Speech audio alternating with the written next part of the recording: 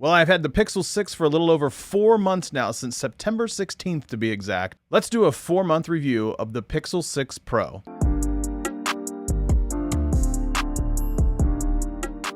What's up, everybody? This is Scott. Welcome back to another video. In today's video, we are going to be talking about my 4-month review. That's right, 4 months since September 16th, I have had the Pixel 6 Pro. So let's talk about over the last 4 months, everything that's gone down, what I've liked, what I haven't liked, and then just kind of roll it off from there. So I want to talk about the look, the feel, aesthetics of the phone. This is a beautiful 6.7-inch LPTO glass panel, 120 hertz refresh rate, piece of just beauty when it comes to it. It has pretty much lived in a case its entire life since I've actually had it. I have had very minimal amounts of scratches or anything like that because I've also had a screen protector on it. So effectively, even in 4 months, as long as you take care of your device, you should have zero issues as it relates to any type of scratches or any type of damage. Now, I do know that there are people who are getting not really phantom breaks, but they're getting, cracks or scratches or things of that nature. But I am not one that ever has that. So if you are one that has that, hit up the Google forums and things of that nature to kind of get your case taken care of, I guess, from that perspective.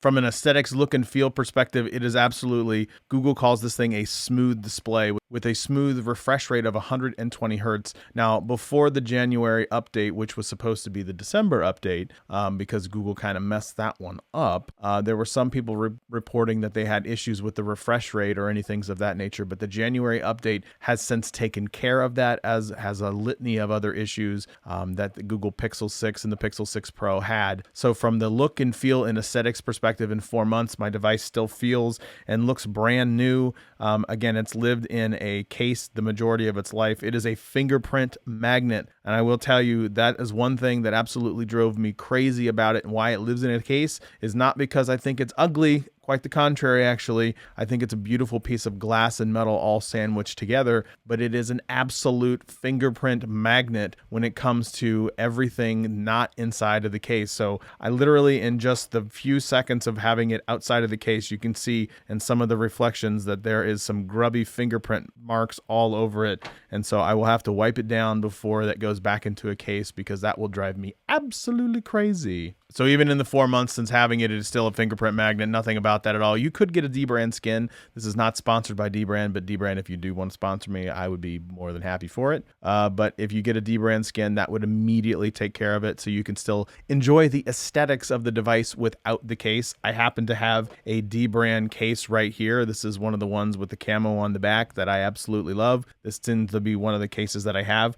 Check out the little card up here if you're still looking for Pixel 6 and Pixel 6 accessories. I have a ton of them out there, done a ton of reviews on them already. I'll give you my best cases right up there in the card that just probably flashed on the screen. Another thing that I absolutely like about this is the speakers. The speakers get plenty loud. Needless to say, they are way, way better than the Pixel 5 speakers from last year, which had the under-the-glass speakers in the Pixel 5. But the Pixel 6 and the Pixel 6 Pro have absolute stereo speakers, which is, needless to say, light years better than the Pixel 5 from last year at this point. Moving on to battery life. From the battery life perspective, in the 4 months, I'm happy to report that the battery life has gone kind of like this a little bit, mostly related to the update from the December update. When I initially did get the December update, the battery life was I wouldn't say significantly less worse, but it was definitely way worse than it had been before the December update. But after the January update, and I made a video about this, and I'll leave a card up there about the January update, it seems to have fixed a lot of the issues that I had from the December update as it relates to the battery life. That also includes the network coverage from a Wi-Fi perspective and the network coverage from a 5G perspective. After that December update, I was really seriously considering switching to another device, probably Android, maybe even an iPhone, because I just could not reliably get the Wi-Fi signal in my house or outside my house and things of that nature, when it was never an issue before. But that December update really kind of borked things for a lot of other individuals, so I decided to wait until the January update. And I'm happy to report, since the January update, my Wi-Fi strength signal has gotten significantly better, my 5G signal has gotten significantly better, and then also the standby time on the network, so the standby time on 5G from a battery drain perspective has gotten significantly better as well. So in 4 months, like I said, the battery life's kind of been up and down, but that's mostly been related because of the updates provided from Google. Another cool thing about that January update, which I'm now getting into at this particular point, is if you have a Pixel 2 charger, you can get the whopping 23 watts of actual wireless charging finally now with the January update. That was supposed to come out with the December update, but that obviously didn't happen. So they pushed it to the January update. And so since the January update, you should have the ability to get 23 watts out of a wireless charging stand, especially if you have the Pixel 2 wireless charging stand. Now, from a performance perspective, let's talk about the performance so far. I can play Roblox and things of that nature with my kids, and the phone does get a little bit warm. And by a little bit warm, I mean it gets warm. It doesn't shut down or anything like that, but I know that the front glass gets really, really warm as it compares to some of the other devices using Roblox on 5G and things of that nature. But needless to say, I was a little bit surprised at how warm it actually gets, and I was a little bit concerned that I was going to get a heat warning and the phone was going to shut down. But at no point did the phone actually shut down. It just got warm, stayed warm, and then cooled down from it from there. The one downside with that is if you're doing a lot of heavy duty gaming or heavy duty 4K 60 FPS from a video perspective capture, the device is going to get warm and it's going to burn through more battery than it would be at that point, but it's not going to shut down or do anything like that. It just gets a little bit warm. Definitely warm to the touch, not like you're going to fry an egg on it or anything like that, but it's definitely going to be warm to the touch. So from a performance perspective, I would say the device gets warm, but I've never had any issues as it relates to the device shutting down or anything like that as it relates to the heat. This is a Pixel after all, so let's talk about the camera perspective. I still believe to this very day it is the best point and shoot camera that you can get out there right now. I am currently also co-driving a Vivo X70 Pro Plus, and it is the only other Android that I truly believe that can give the Pixel a run for its money as it relates to the best point and shoot from a camera perspective. I absolutely love the photos that come out of the Pixel 6 and the Pixel 6 Pro. So let's go ahead and take a look at some of the photos just to show you exactly what you could expect.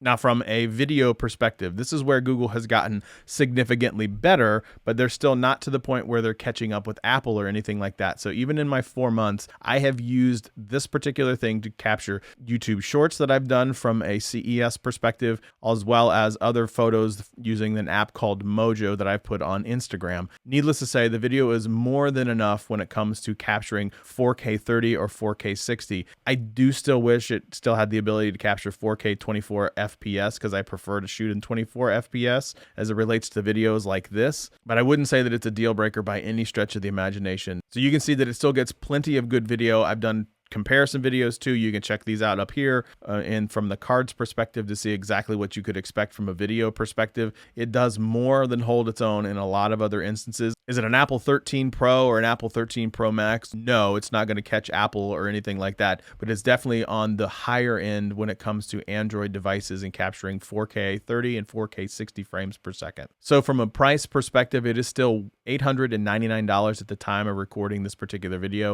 You can probably get a few more dollars off if you go through the Google store to get it. One of the things I would love to see is still those carrier laden deals that we saw in the fourth quarter of last year in 2021. I'm just not seeing those as much, getting a Pixel 6 Pro for free or a Pixel 6 for free or anything like that. Maybe after I record this video, some other random carrier like T-Mobile or Sprint or AT&T or Verizon will come out with some crazy deal, like they give you a Pixel 6 or Pixel 6 Pro for free if you sign up for a 12-month contract or 24-month contract or something like that. I would really like to see some of those carrier-laden deals even in the 4 months after I have had this device. Really pimped it a lot in the last quarter, quite a bit, but they just kind of stopped after the first of the year, and I really would have loved to have seen that kind of carry over into what is going to be a pretty good successful quarter one when it relates to Google Pixel 6 and Pixel 6 Pro. So at the end of the day, would I still recommend it? I would probably recommend the Pixel 6 first, but if you really want the Pro and I want that third lens, the telephoto lens in the Pixel 6 Pro,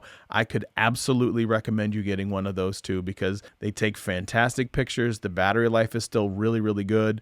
The performance is really, really good. And I absolutely love the way that Google has treated Android from their custom version. This is not bland or vanilla Android. This is a Google flavored Android operating system, and I absolutely love what they've done with it. So that's it. That's all I have. Thanks for watching. And as always, like, share, subscribe, thumbs up, bump the bark arm, and I'll see you next time.